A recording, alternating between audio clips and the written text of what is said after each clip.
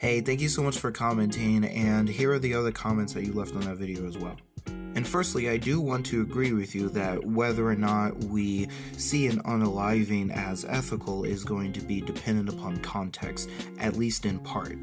However, I think I would disagree, of course, with your second comment, so let's walk through that. So taking the two comments together here that you left, you seem to suggest that the context of God unaliving someone is unethical on account of his omnipotence, omniscience, the fact that he creates these people that he knows he will unalive, and the gruesomeness of the unaliving.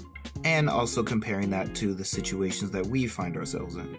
So I want to hit all of these points. Firstly, of course, an omnipotent being would be able to unalive people, right?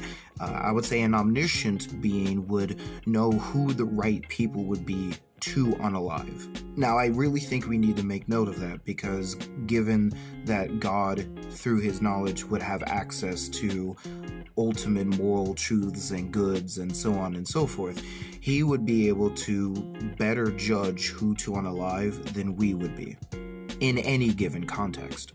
Thirdly, I'm not actually convinced that God creates every single one of us individually, and I have heard some decent theological and philosophical challenges to that idea. And I presume when you talk about gruesome ways, you have some particular things in mind. And again, I do want to say here, I am taking seriously the objections that unbelievers raise against the biblical text with regards to some of the people that are unalived in scripture, and I don't want to ignore that.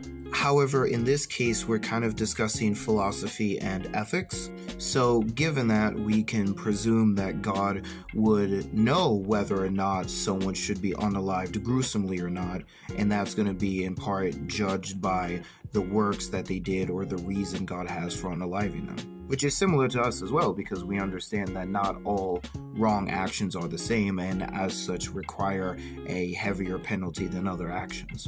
And as to your last comment, I don't actually think that this is true. I actually think that there are systems that are built with the idea of something like the death penalty or something like that in mind. So it's not just that a human can't control the system. I actually think it would be ethical for a human to have a system in which the death penalty is met out against certain civilians, people like Hitler, Dahmer, Bundy, etc.